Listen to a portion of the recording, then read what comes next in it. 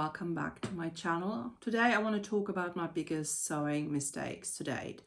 And there's a little caveat here: some of the biggest sewing mistakes have since ended up somewhere else, but I think the 4 pieces I'm about to share with you reflect really well my sewing journey. I started sewing again in the summer of 2022. And I bought myself a new sewing machine, a brother's sewing machine. I had a very old one from the 1970s up until then, and that one broke and I never really used it. As a teenager, I did sew quite a bit, but mainly with the aid of my grandmother, who was a very accomplished dressmaker, and my great aunt, who was an actual dressmaker. And so I had always some help at hand. And then I didn't really sew anything until 18 months ago. And I started again, and I would say I started from scratch. I had some vague notions of how things were supposed to work, but I guess you would have the same notions if you had watched, let's say, the Sewing Bee. So I was definitely a beginner sewer. And so I made a lot of mistakes. And that's fine. Even though the mistakes obviously hurt when they happen, and often is fabric obviously costs money and your time is valuable, but just, you learn. So, and I certainly learned a lot from it. In very shortly after getting the sewing machine, I thought, you know what, I'm gonna start sewing myself some t-shirts. And so this first t-shirt was made. This is the Bustle top from Cashmerette. And I love the idea of having this crossover front here. It has a strip at the bottom that has been attached and sort of crossed over to create this kind of wrap over effect. And the first thing I went wrong with, I have to say, is the fabric choice. I got this fabric from Guthrie Ghani here in Birmingham, and I don't like it now because I think I made a bad choice. First of all, the color is not doing anything for me. That is just something that I had to learn to follow certain rules and guidelines of what I like and what suits my complexion. And this isn't it. I'm wearing this now as a pajama top, and so it's fine for that. The second thing that I did wrong was with the measurements. So whilst the measurements across, like my bust and my waist and all of that, that is perfect, but I never stopped to consider the length of the top. And that is something that I had to learn. I have a comparatively, long body, and I also prefer things to be over my hips. So I don't like things that end on the waist in general, and this very much ends on my waist. And that's cool if you like that, but for me that is just not a kind of thing that I would normally wear. So I should have really lengthened the top. Certainly the pattern had options to do it, I just didn't do it. Then this was the first jersey top I ever made, and I didn't know anything. I just knew that people on the Sewing Bee always complain when they have to sew jersey for the first time, and so I thought, oh yeah, it's just like it's just gonna be fine. So the first thing that I did wrong was cutting it out with a pair of scissors. I didn't have rotary cutters at that point. It would have been a lot easier to do this with rotary cutters. It's not impossible to do it with a pair of scissors, of course, like lots of people do, but I find for myself cutting jersey with rotary cutters is a lot easier. Then the second thing that I did wrong was I straight stitched everything. And yeah, that was before the overlocker, and I just didn't think about looking it up. I should have really zigzagged, especially the hems and, like here, the sleeves, everything rolls over, is also not an elastic thread. So I can sometimes at night, when I turn over, I can hear a little snap and a little piece of thread just snaps. So it's not perfect. I also didn't know how to finish this neckline here. So you have inside, I mean, the neckline sits beautifully. You know, I'm really pleased with this neckline, and I have used this neckline to make myself some jersey pajama dresses, but the finish is just not great, and I should have just cut it down. For some reason, I finished the edge with a zigzag stitch. Obviously it's jersey, it doesn't fray.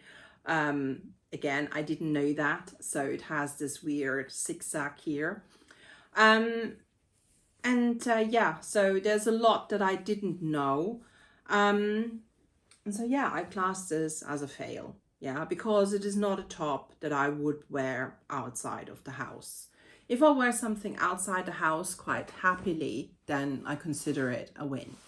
The second top is also a jersey top, and it's also Cashmerette pattern, and it has this elasticated ruffle at the side, so it wraps over, and you know, and it is a very flattering silhouette for me, for my body shape. It looks really good on me because it cuts in at the waist. It's long enough to go over the hips a bit, and I love the sleeve length as well.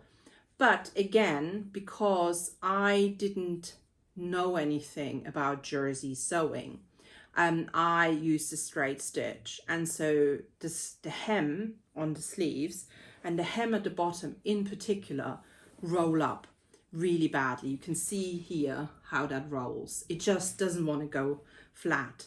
So I've learned a lot since then. If I were to do this again, I might even just cut a strip and create a double hem. I don't know what it's called actually. So folded over piece to overlock it together like you would have on a sweatshirt.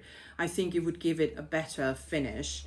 But I also would obviously overlock the edge and then top stitch with a zigzag stitch rather than a straight stitch. The other thing that I didn't do very well is the actual crossover on the inside, because it has started to come undone, and that is very annoying, because there's not much you can do about it now. Certain things I did really well. I added some elastic to the top seams, you know. Quite impressed. I can't actually remember if it is in the Cashmerette pattern or if I just remember that from seeing it somewhere. So yeah, not all bad. This is also now relegated to a pajama top. I sleep in very fancy pajamas these days, but it is incredibly comfortable. And I had so much of this fabric that I made a billy top out of it by Tilly and the Buttons, and that is a top that I wear pretty much all the time. It's on heavy rotation, so it just goes to show that you can learn, and I certainly did learn a lot. And I actually love sewing jersey now, but things that undoubtedly have made my jersey sewing journey easier is the overlocker I got last year for my 50th birthday, and it has just made it a whole different ball game. Sewing seams with it, and you know, finishing edges, and then being able to turn hems with an overlocked seam up is just creating a much better look. And yeah, I know that, you know, obviously not everyone can afford an overlocker, but I think for jersey items, it definitely has made such a difference, and I absolutely adore that now.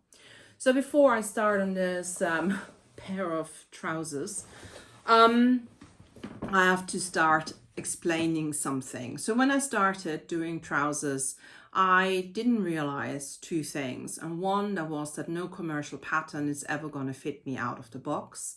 And two, that I cannot make myself anything that is high-waisted, because I just don't have a high enough waist for a high-waisted. If I do a high waist, they end up as, you know, like I can wear them almost over my bra.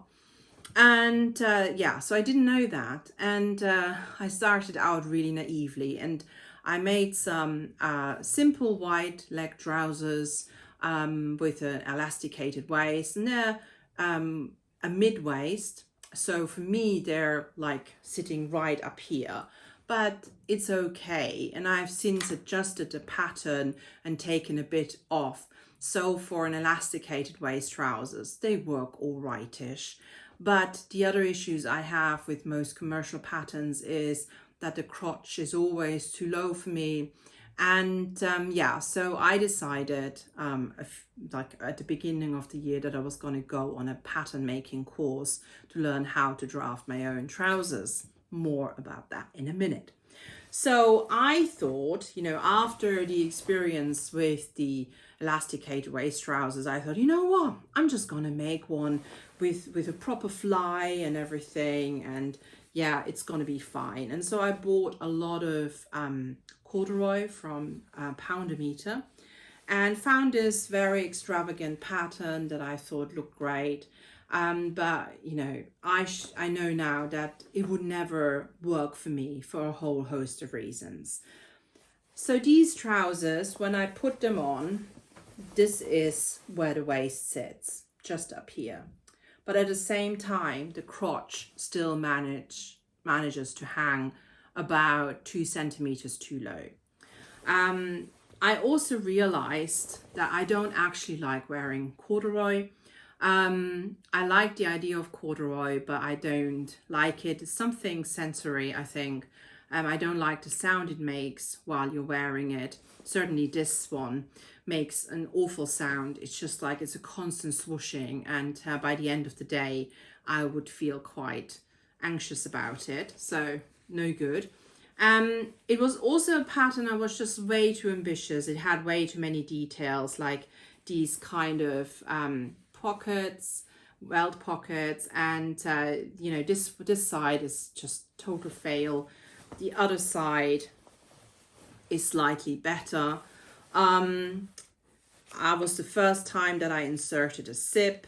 I made a bit of a pig's ear here, attaching the waistband. You see, it's just like, there's a fold where there shouldn't be a fold. And yeah, and the darts are incredibly long, but they actually don't provide much shape because they're too narrow. And all these things, that I didn't know, that I now understand a little bit better, but that doesn't help sometimes, as we can see in a moment. And so, yeah, it was just a bit of a fail. I have learned a lot though from it. And whilst I was very upset at the time, I learned, for one, corduroy is not really my trouser fabric. And B, most commercial patterns will just not work for me. So off I went, and I did a course on how to create your own pattern block here in Birmingham, and it was great. I learned a lot about drafting. Actually like darts here that proper provide shape, and these are made out of calico, so it's a toile, and they fit perfectly.